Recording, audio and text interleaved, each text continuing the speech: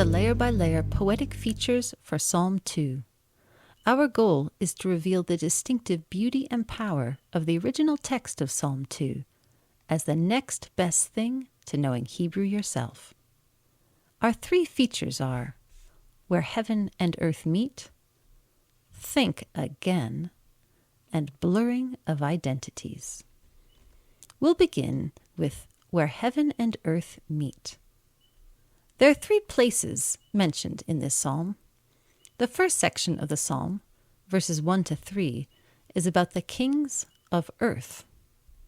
Similarly, the last section of the psalm, verses 10 to 12, is addressed to the rulers of earth.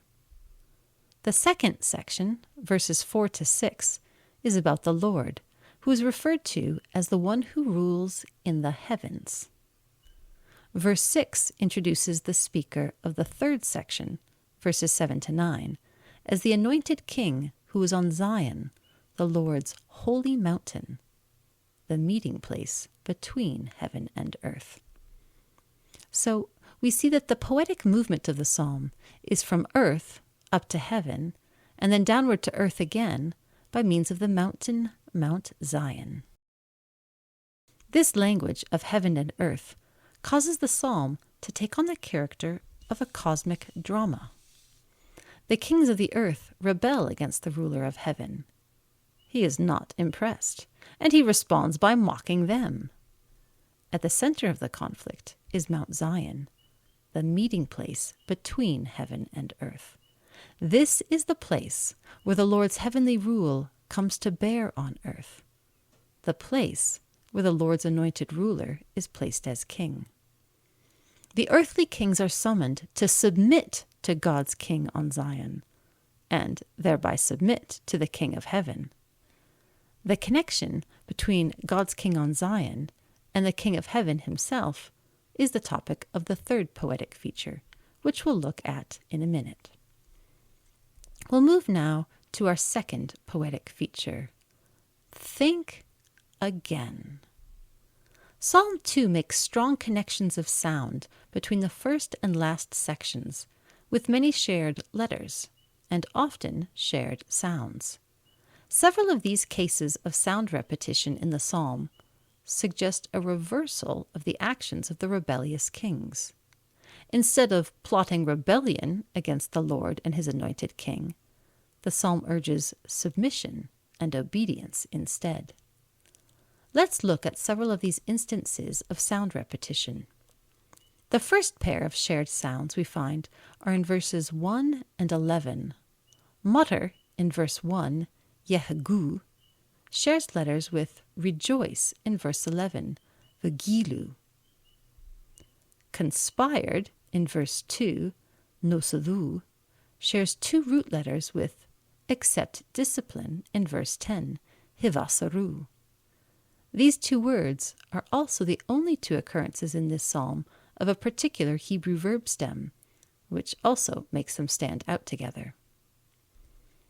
Though not quite a sound play, it's worth mentioning that standing and conspired together in verse 2 form an opposite or reverse image with verse 11's with fear and with trembling.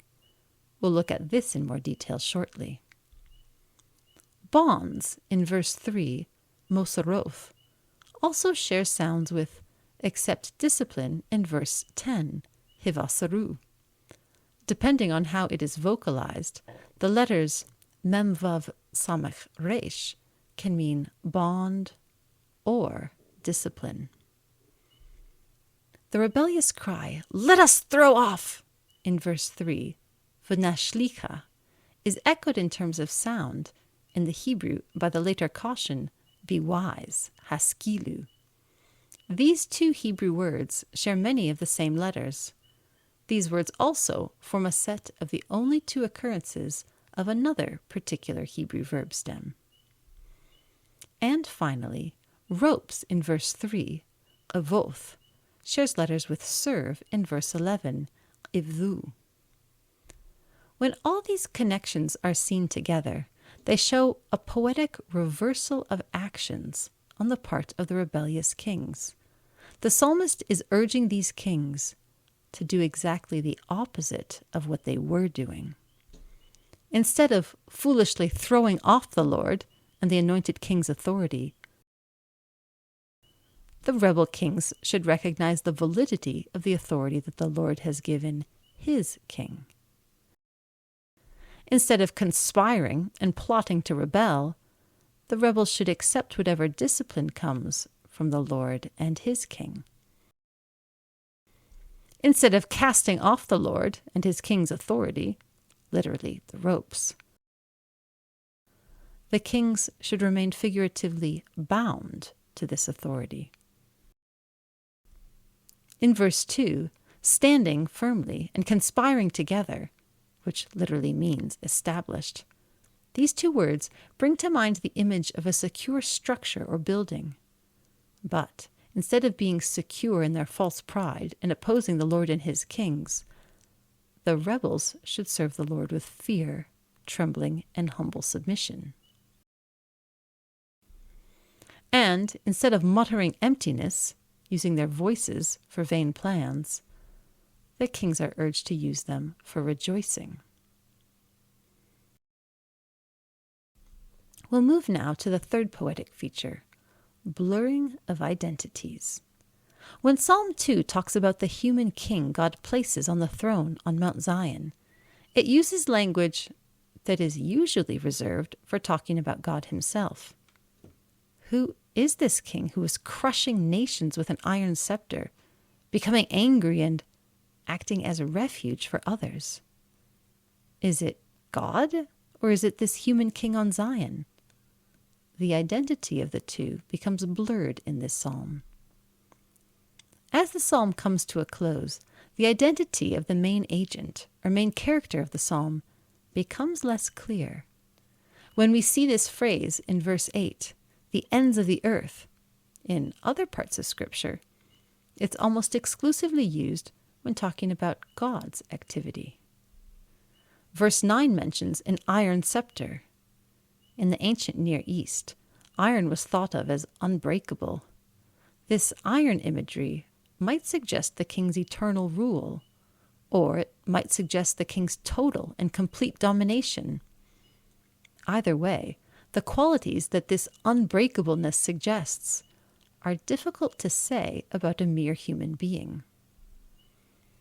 Verse 12's "lest he become angry" is the only instance in the Old Testament where a human is the experiencer of this particular kind of anger. The other 13 occurrences of this Hebrew verb all refer to God being angry. Verse 12 is also the only place in the Hebrew Bible where people are told to take refuge in a human. So, who is the main character of this psalm? The Lord or his chosen king on Zion? The poetics that show the increasing blurriness between the two reinforce the close relationship of God and his king. It also serves as a warning to the rebellious kings.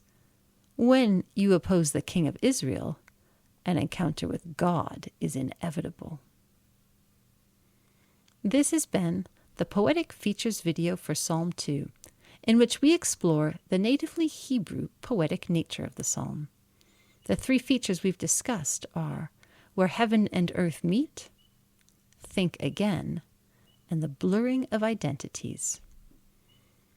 Our Psalm 2 overview video provides a coherent interpretation of the full psalm, and our exegetical issues video discusses other scholarly views. All these videos are offered free of charge thanks to the generosity of our donors. Please visit us at psalms.cdbr.org to learn more. Thank you.